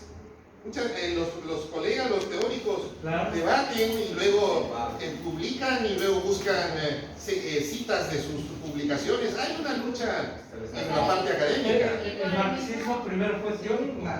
Sí, o sea, hay una disputa por hacer que mi discurso llegue a más personas, lo acepten más personas, tenga más alumnos, más seguidores. Hay una disputa. Y esa disputa es porque acepten que mi argumento es el mejor. Bueno, luego me traerá reconocimiento, pero al menos si tendría más seguidores, más citas, más alumnos, si tengo más seguidores teóricos, pues estaría logrando Hay ideas que se van disputando con otras ideas. ¿Qué ideas, por ejemplo, están ahora logrando una mayor presencia, hegemonía en el mundo de las ideologías? Te voy a mencionar. El feminismo. Antes de las luchas en las universidades de las chicas y en las calles, ya en los últimos 30, 40 años había pensadores feministas muy fuertes. Estaba invitando a 3 o 4 de ellas, ¿no? Querido, déjame comer eso, igual por el problema. Judith Butler es una de ellas. Muchísimas colegas que están logrando posicionar el discurso feminista primero en el plan teórico, muy fuertemente en el plan teórico. Ya no solamente para hablar sobre la desigualdad, la discriminación, el acoso, ¿no? Para decir que el mundo de las ideas que predomina actualmente, que viene desde Aristóteles hasta la actualidad, es un mundo hecho por hombres. Y el género ha marcado el sistema de ideas. Por tanto, el sistema de ideas puede cambiar, puede ser otro, puede ser distinto. Y el mundo distinto de ideas que propone ella, dice, bueno, yo por mi género planteo un mundo diferente de ideas. Mira, hasta dónde lleva la radicalidad de su propuesta. Ahora, no es solamente en el sentido ambicioso de hablar por hablar. Está poniendo mucho los grandes temas de las ideas, diciendo, este mundo de ideas es un mundo de ideas, y estoy hablando de Aristóteles, de Maquiavelo, de John Rawls, es un mundo hecho por hombres. El género está imprimiendo ese orden. Bueno, entonces hay otro tema importante ahora que se está posicionando, pues es el tema animalista, ambiental. Primero, que no son exactamente iguales, ¿no? ¿Quiénes son los sujetos de derechos? ¿Sabes quiénes son los que portamos derechos? Los seres humanos. Bueno, la naturaleza también tiene derechos, pero no es un ser humano, no piensa, no siente. De repente sí siente la naturaleza. Pero si no consideramos que la naturaleza tiene derechos, vamos a destruir la naturaleza. Por tanto, si yo violo un derecho tuyo, tengo que ser penado por el Estado. Si consideramos que la naturaleza tiene derechos, deben ser penados los que violan. Y los animales también tendrían derechos. O sea, va surgiendo un conjunto de ideas que se van posicionando y luego van teniendo hegemonía, ¿no? Por ejemplo, una hegemonía que ha sido la de tus padres, que deben tener mi edad, o la de tus profesores, que se fue calando poco a poco, ni siquiera explícitamente, implícitamente, es la hegemonía liberal o neoliberal. Es decir, ¿sabes qué? Preocúpate, ¿cómo te llamas, hijita? ¿Perdón? Daniela, ¿para qué me haces esas preguntas? Tú dedícate a estudiar a contabilidad, administración, tráeme buenas notas. Tú dices, vas a casa y dices, estamos hablando de la política. ¿Qué eso te enseña en la universidad? No, Daniela, tú dedícate a estudiar. Dedícate a estudiar. ¿No? Dedícate. Y luego piensa en tú. Te voy a ayudar a comprar un departamento, ¿qué te parece? Ay, papá, sí. Trabaja y me das, pon tú la mitad. Pero papá, estoy estudiando, pero también trabajo. Olvídate de otras cosas que no sea tu bien privado. Una marcha, ¿para qué va a ser una marcha? Te van a pegar, te van a desaparecer y tu mamá y tú y yo estamos preocupados. Ese es un discurso que nosotros tuvimos. Se despolitizó la sociedad. Entonces las asociaciones, todo, desaparecieron muchas organizaciones. Cada discurso va a tener un efecto. De hecho, una famosa idea de los inicios de la sociología en Norteamérica, los 15 decía, si uno define una situación como real, piensa en esta frase, si uno define una situación como real, es real en sus consecuencias. Si yo digo que algo es así, no es que sea verdadero o falso, sino que va a haber consecuencias de lo que yo pienso, de lo que yo digo.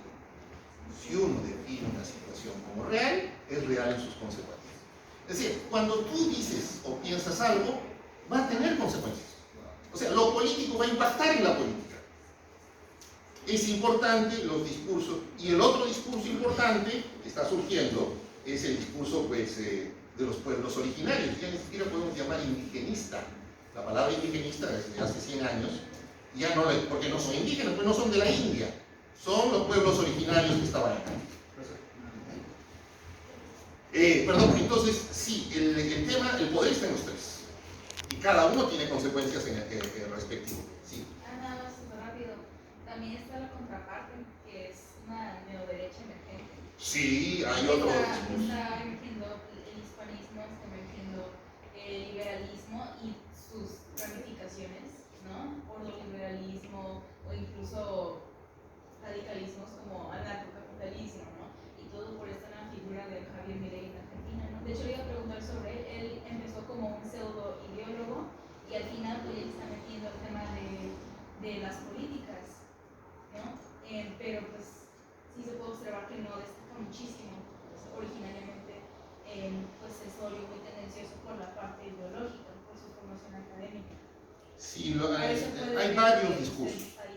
Entonces, hay varios discursos nuevos que están surgiendo en el mundo.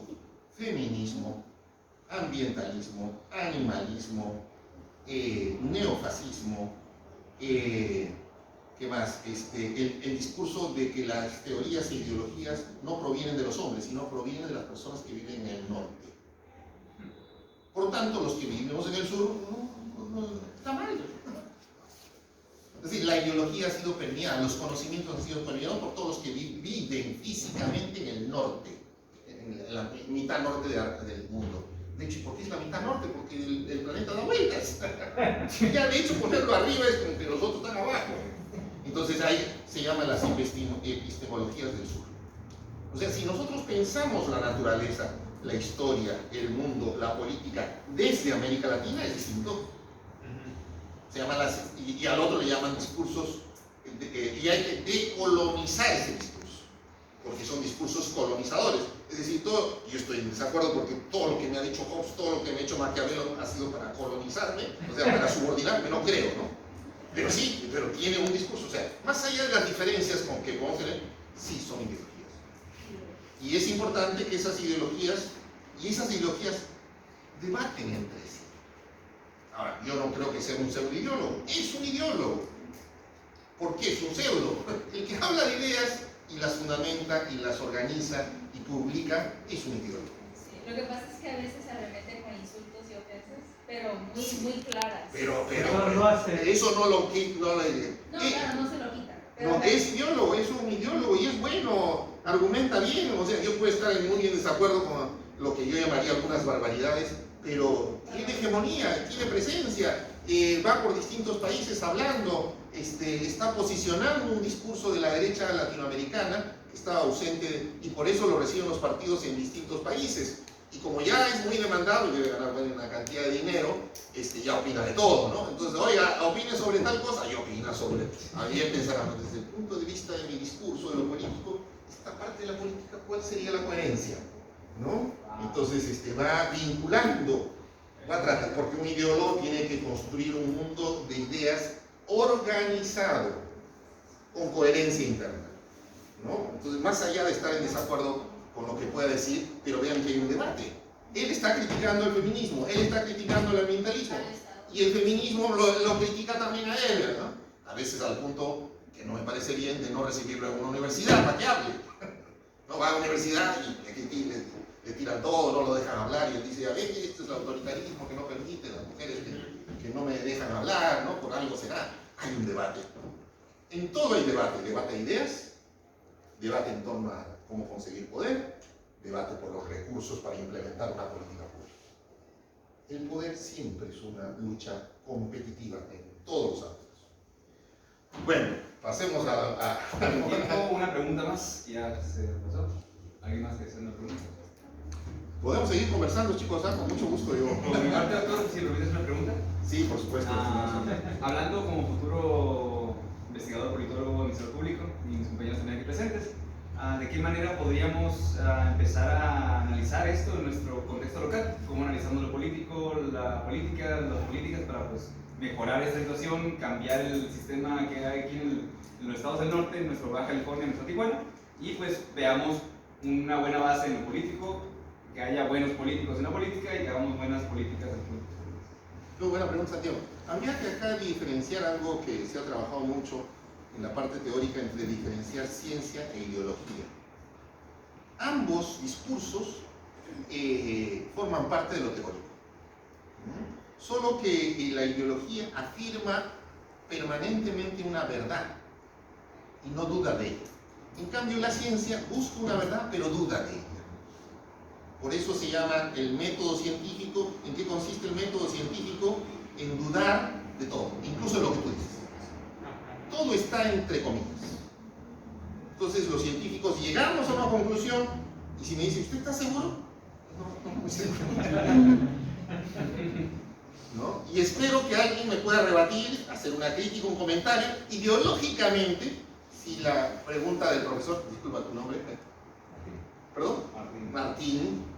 Ideológicamente digo, oye Martín, no, pues acá es un ejemplo de no escuchar mi mensaje verdadero, ¿no? Porque está poniendo en duda lo mío. Pero desde el punto de vista académico, trabajamos con la duda. Se llama la duda metódica. En cambio, en ideología, todo lo que yo digo es verdadero. Imagínense, yo soy tipo López Obrador en algún otro país imaginario, estoy hablando, ¿no? Y alguien me dice, muy bien, doctor, usted dice la verdad. Yo digo, la verdad no sea. ¿Cómo que? No, entonces, duda, sí, en realidad, no, la gente no. La ideología, por tanto, tiene un sesgo. Nunca va a aceptar un margen de error, ¿no? Ahora, ambos forman parte de lo teórico, ¿no? Tienen lógicas diferentes. Lo político se alimenta de ambas, de ciencia e ideología. A veces más de ideología que ciencia, o a veces más de ciencia que ideología. Ahora, nosotros, ustedes que quisieran dedicarse a eso, pues en la pregunta de Santiago, al menos esto, lo que he dicho, toda esta pequeña conferencia aburrida y larga, ¿en qué espacio se ubica, chicos? ¿Lo político, la política o las políticas? Lo político. Lo político. Acá no he venido a disputar poder para nada, o a convencerlos que voten por mí. Acá no he venido a proponerles a ustedes, vamos a una reunión de trabajo, ejemplo de clase, vamos a construir indicador, porque alguno de ustedes lo ha pedido para su oficina. No es ninguna cosa práctica, útil, y de hecho vinculada a una acción que se va a tomar en base al ejercicio de indicador que vamos a construir. Lo mío es estrictamente lo político, muy alejado de lo ideológico, porque pues, alguien me dice, ¿puede haber un esquema que piense el poder de manera diferente? Si me lo muestran, yo diría que sí puede haber un esquema diferente. Es decir, acepto propuestas que sean más claras que la mía. Y si son más claras, yo las adopto. Las adopto. Entonces, yo creo que este es un ejercicio que dentro de lo político está en lo académico y lo pueden ustedes seguir desarrollando, ya sea desde el plano estrictamente teórico. Si buscas en Google académico, lo político, la política y las políticas, vas a encontrar mucho material. Y en segundo lugar, desde el punto de vista práctico, hacer un ejercicio sobre un tema específico que ocurra en Baja California, en Tijuana, un evento, y distinguir los tres sería un buen ejercicio práctico de esta conferencia. Bueno, pues esto sería nuestra parte, doctor, agradecerle por su participación. A continuación, primero un aplauso por el...